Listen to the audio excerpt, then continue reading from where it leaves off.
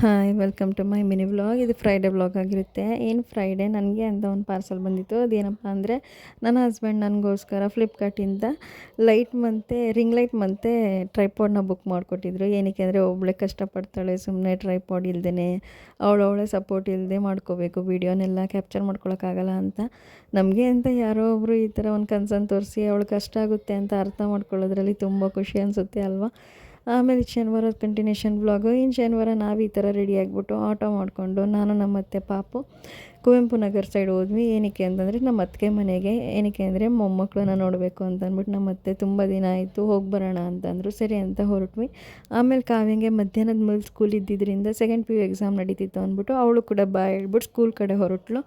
ಆಮೇಲೆ ನಾವು ಕೂಡ ಸ್ವಲ್ಪ ಊಟ ಎಲ್ಲ ಮಾಡಿಕೊಂಡು ಸಿರಿ ಜೊತೆ ಆಟ ಆಡೋಣ ಅಂತ ಮೇಲ್ಗಡೆ ಚೈತ್ರಕ್ಕನ ಮನೆ ಹತ್ರ ಹೋದಾಗ ಪಾಪ ಸಿರಿಗೆ ಎಲ್ಲ ಹೇರ್ಸ್ ಎಲ್ಲ ಕಟ್ ಮಾಡಿಸ್ಬಿಟ್ಟಿದ್ರು. ಪಾಪ ಅವಳಿಗೆ ವ್ಯಾಕ್ಸಿನೇಷನ್ ಬೇರೆ ಹಾಕ್ಸ್ಬಿಟ್ಟು ಅವಳು ತುಂಬ ಮೂಡ್ ಆಫ್ ಆಗಿಬಿಟ್ಟಿದ್ಲು. ಯಾಕೋ ಆ್ಯಕ್ಟಿವಾಗಿ ಆಟಾಡ್ತಾನೆ ಇರಲಿಲ್ಲ, ಊಟ ಕೂಡ ಮಾಡ್ತಾ ಇರಲಿಲ್ಲ. ಅವಳ ಹೇರ್ಸ್ ಎಲ್ಲ ಹೊಂಟೋಗಿರೋದ್ರಿಂದ ಅವಳ ಲುಕ್ಕು ಕೂಡ ಹೊಂಟೋಗ್ಬಿಟ್ಟಿತ್ತು ಪಾಪ. ಆಮೇಲೆ ಸ್ವಲ್ಪ ಕಾಫಿ ಎಲ್ಲ ಮಾಡಿಕೊಟ್ರು. ಸರಿ ಅಂತ ಕುಡ್ಕೊಂಡು ಅಲ್ಲೇ ಕುತ್ಕೊಂಡು ಮಾತಾಡ್ತಾ ಇದ್ದೆ. ಆಮೇಲೆ ಸಿರಿನ ಕಂಡ್ರೆ ನನ್ನ ಮಗ ತುಂಬ ಹೆದರ್ಕೋತಾ ಇದ್ದ. ಅವಳು ಬಂತು ಅಂದರೆ ಬೊಗಳುತ್ತು ಅಂದರೆ ಸಖತ್ ಹೆದ್ರ್ಕೊಂಡು ತಿರ್ಕೊಂಡು ಕೂತ್ಕೋತಾ ಇದ್ದೆ. ಆಮೇಲೆ ಸ್ವಲ್ಪ ಹೊತ್ತಾದ್ಮೇಲೆ ಅವಳ ಜೊತೆ ಚೆನ್ನಾಗೇ ಅಡ್ಜಸ್ಟ್ ಆಯಿತು. ಅವಳ ಜೊತೆನೇ ಕೂತ್ಕೊಂಡು ಆಟ ಆಡೋದು, ಅವಳನ್ನ ಸ್ವಲ್ಪ ಸೆಟ್ ಮಾಡ್ಕೊಂಡ.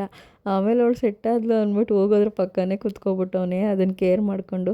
ಆಮೇಲೆ ಅದನ್ನ ವಾಕಿಂಗ್ ಹೋಗ್ತೀನಿ ಅಂದ್ಬಿಟ್ಟು ತಾನೇ ಕರ್ಕೊಂಡೋಗಿ ವಾಕೆಲ್ಲ ಮಾಡಿಸ್ಕೊಂಡು ಆಮೇಲೆ ಬಂದಮೇಲೆ ನಾವು ಕೂಡ ಮನೆ ಕಡೆ ಹೊರಡೋದ. ಇನ್ನು ಸಂಜೆ ಆಯಿತು ಅಂತ ಮನೆ ಕಡೆ ಹೊರಟ್ವಿ. ಈ ವ್ಲಾಗ್ ಇಷ್ಟ ಆಗಿರೋ ಹೀಗೆ ಸಪೋರ್ಟ್ ಮಾಡಿ ಫಾಲೋ ಮಾಡ್ಕೊಳ್ಳೋದು ಮರಿಬೇಡಿ. Thank you.